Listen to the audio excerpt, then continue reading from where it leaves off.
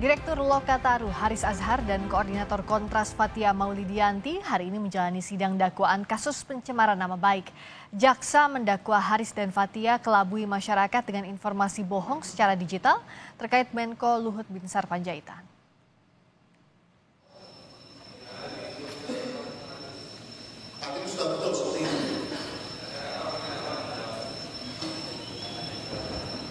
Ya, saya tanya jawab saudara, bukan saya suruh saudara membaca di sini.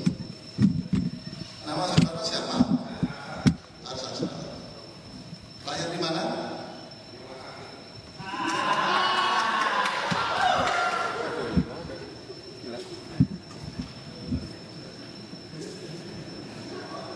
Saya minta saudara serius, ya. Kita tidak main-main di sini. Sudah saya tanyakan saudara lahir di mana, tempat lahir di mana saudara? Nah, tadi majelis cuma tanya lahir di mana. Menurut ibu bapak saya lahir di rumah sakit. Sekarang kalau di mananya ini? Maksud saya saudara lahir di Jakarta, Surabaya, Semilon. Dokumennya jaksa sudah ditulis. Ya sudah cukup. Tempat lahir. Cukup. Mestinya kota lahir di mana di Jakarta. Ya cukup. Saudara lahir tanggal bulan tahun berapa? Nah, 10 Juli 1975. Jenis kelamin? Laki-laki. Kebangsaan? Indonesia. Tempat tinggal? Di rumah. Alamatnya? Tempat tinggal sekarang, saudara tinggal di mana? Di rumah. Bapak tanya alamatnya kan? Jalan Bawah 1, nomor 4, Manado. Agama saudara? Islam. Pekerjaan saudara? Pengajaran. Ya baik. Saudara, ya sudah benar ya, sesuai dengan identitas saudara di sini. Saudara dalam perkara ini didampingi penasihat hukum. Ya. Sudah ada surat penasihat hukum yang saudara ingin? Ada saya. Meski sempat berdebat dengan hakim, jaksa penuntut umum melanjutkan dakwaan Direktur Lokataru Haris Azhar dengan pasal 27 ayat 3 Undang-Undang Informasi dan Transaksi Elektronik dengan muatan penghinaan atau pencemaran nama baik. Haris didakwa bersama Fathia Maulidianti menyebarkan informasi elektronik dengan dakwaan pencemaran nama baik. Sidang yang digelar di Pengadilan Negeri Jakarta Timur Senin pagi merupakan tindak lanjut pelaporan Menko Marves Luhut Binsar Panjaitan. Jaksa penuntut umum menilai dialog Haris Azhar dan Fathia di YouTube merupakan tindak pidana pencemaran nama baik karena tidak meminta konfirmasi Luhut dalam videonya.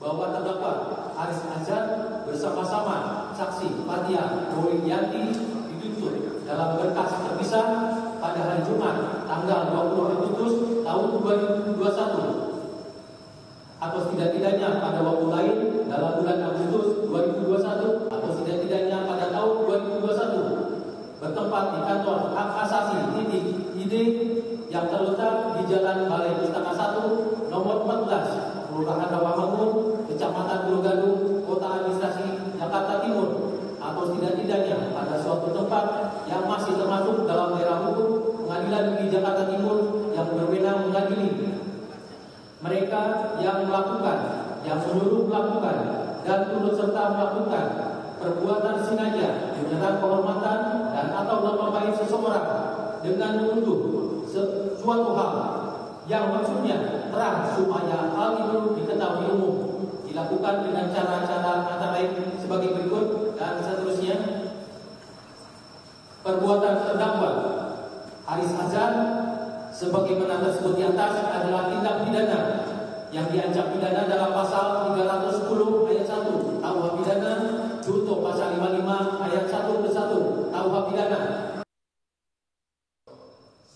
Tidak hanya Haris Azhar, Pengadilan Jakarta Timur juga menggelar sidang koordinator kontras Fathia Maulidianti. Fathia didakwa bersama Faris dalam perkara pencemaran nama baik Menko Marves Luhut Binsar Panjaitan. Penasihat hukum terdakwa Fathia Maulidianti sempat memprotes pemisahan berkas perkara antara Haris dan Fathia. Penasihat Dalam persidangan perdana, terdakwa Haris Azhar dan Fathia Maulidiyanti mengaku bingung dengan dakwaan jaksa. Apa yang akan menjadi nota keberatan Haris Azhar dan Fathia dalam kasus pencemaran nama baik Menko Luhut? Kita bahas bersama penasihat hukum Haris dan Fathia, ada Julius Ibrani, dan juga sudah bergabung penasihat hukum Luhut Binsar Panjaitan, Junifer Girsang. Selamat malam Bapak-Bapak. Selamat malam Priska.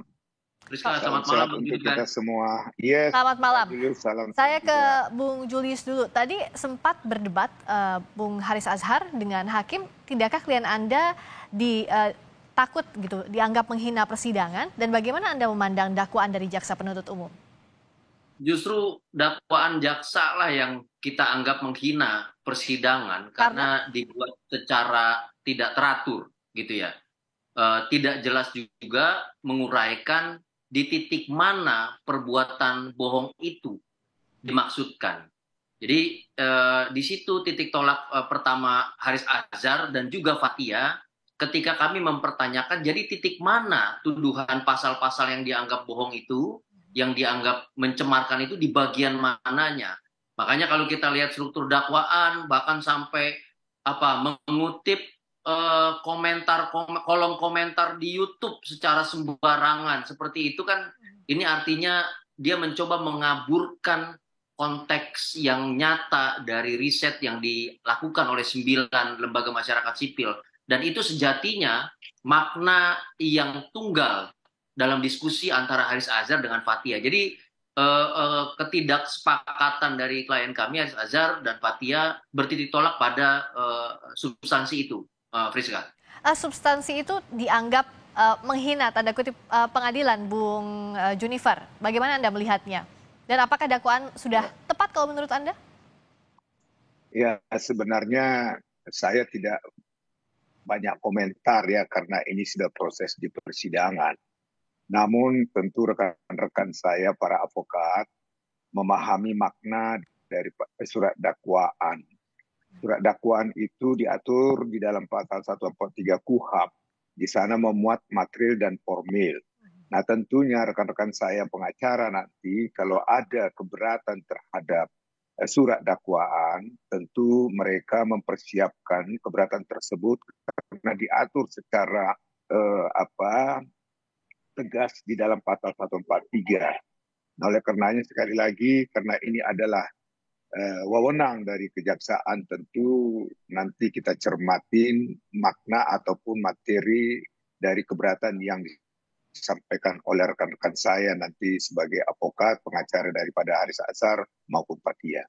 Bung Julius melihatnya dakwaan ini kabur atau obskur libel ini di poin-poin mana saja detailnya soal pasal yang didakwakan? Kalau detail nanti akan kami sampaikan ke dalam eksepsi, tetapi jangan lupa ya dalam pasal 155 KUHP ada kata kunci yang dimandatkan bahwa terdakwa harus benar-benar mengerti.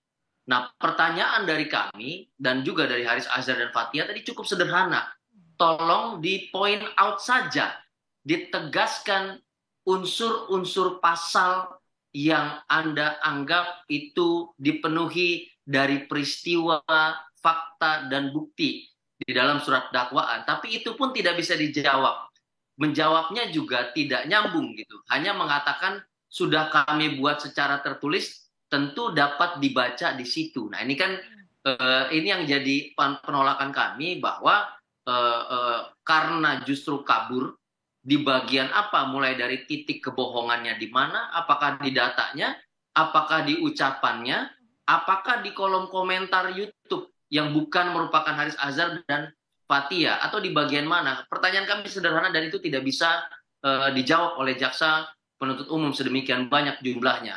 Nah itu yang kami anggap tidak jelas dan tidak mampu memenuhi pasal 155 KUHP yang harus membuat terdakwa itu benar-benar mengerti. Sehingga terdakwa juga mampu menjawab apa yang ditanyakan oleh hakim, terdakwa juga mampu menjawab apa yang ditanyakan oleh jaksa penuntut umum, sehingga betul-betul didapatkan kebenaran material. Tujuannya kan itu persidangan ini. Bukan soal ngeles sana sini, tapi mana yang menjadi kebenaran material sesungguhnya. Dan itu harus dimulai dengan pemahaman dari si terdakwa terhadap apa yang didakwakan. Gitu, Priska. Nah, untuk unsur-unsur pidananya, selain tadi unsur-unsur pasal yang dipermasalahkan, apakah Anda menganggap pasal yang didakwakan pasal karet? Oh jelas, kami dari awal membuktikan kalau ini kaitannya dengan ketidaksesuaian data yang dimiliki oleh klien kami bersama 9 lembaga masyarakat sipil, maka yang kami tunggu data tandingan. Tetapi ketika dia hanya berkutat pada istilah kata per kata, lalu pengantar di dalam cerita YouTube yang justru substansinya adalah riset tadi, dan dibuktikan dengan penggunaan Undang-Undang ITE, kami semakin mendapatkan bukti bahwa ini faktanya SKB tentang implementasi Undang-Undang ITE pun tidak dijalankan. Pada poin apa? Pada poin basis diskusi berupa kajian singkat yang tadi kami maksudkan sebagai konteks dasar, konteks asli dari diskusi antara Haris dan Fathia. Bung Junifer, Anda melihat jugakah ini adalah potensi ada celah menggunakan pasal karet dalam dakwaan? Apakah pihak Anda melihat demikian penggunaan Undang-Undang ITE dalam kasus ini? Ya, menurut saya sih pasalnya kan sudah jelas, pasal 27 ya ITE, kemudian juga Undang-Undang 1946 berita bohong, kemudian 310, 311. Nah, oleh karenanya apa yang disampaikan rekan saya tadi, Julius Ibrani, inilah fungsi dari pengadilan. Di pengadilan lah nanti, di proses inilah kita buktikan apakah bukti yang disampaikan oleh terdakwa itu bisa dipertanggungjawabkan secara hukum. Kemudian kami juga sudah menyerahkan bukti-bukti mengenai fitnah pencemaran berita bohong tersebut di dalam berkas. Pak Luhut menyampaikannya itu langsung kepada penyidik dengan dokumen-dokumen membantah pernyataan-pernyataan apa yang disampaikan oleh rekan Haris Azhar maupun Fathia. Nah, oleh karenanya dengan segala hormat, dengan proses yang sudah berjalan di pengadilan, sebaiknya memang kita uji nanti di pengadilan karena ini sedang terbuka, tidak ada yang ditutup-tutupin. Nah, dengan demikian juga kita tahu siapa yang benar, siapa yang salah. Artinya tidak ada lagi menghakimi seseorang tanpa ada bukti material. Tadi rekan saya menyatakan harus ada bukti material. Nah, oleh karenanya memang pidana itu jelas harus pembuktiannya material.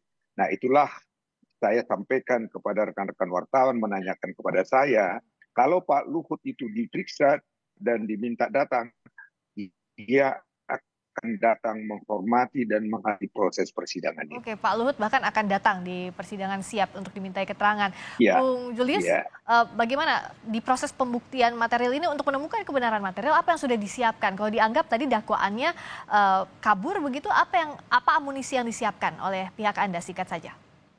Ya, pasti kami merujuk pada dokumen data dan bukti ya yang menjadi basis dari kajian singkat teman-teman masyarakat sipil. Dan itu yang menjadi bahan riset untuk diskusi antara Haris dan Fathia. Kami juga justru menambahkan atau mendapatkan tambahan-tambahan bukti dari yang diajukan oleh Pak Luhut melalui kuasa hukumnya pada saat pemeriksaan di kepolisian Polda Metro Jaya ketika itu. Dan ini menjadi satu pembanding yang justru inline dengan apa yang kami sampaikan di dalam hasil riset itu. Nah, tentu kami akan terus merujuk pada data-data itu. Dari awal kami katakan tidak akan pergi, klien kami tidak akan lari dari proses. Justru proses ini juga menjadi bagian dari exercise terhadap kebebasan sipil, exercise terhadap kontrol masyarakat sipil kepada instansi negara atau pejabat negara, utamanya yang memiliki peran signifikan di negeri ini. Gitu. Bukti terus digelar di persidangan. Terima kasih atas waktunya Bung Julius Ibrani, penasihat hukum Haris dan Fathia. Terima kasih juga Bung Junifer Girsang, penasihat hukum Luhut Binsar Panjaitan. Selamat malam.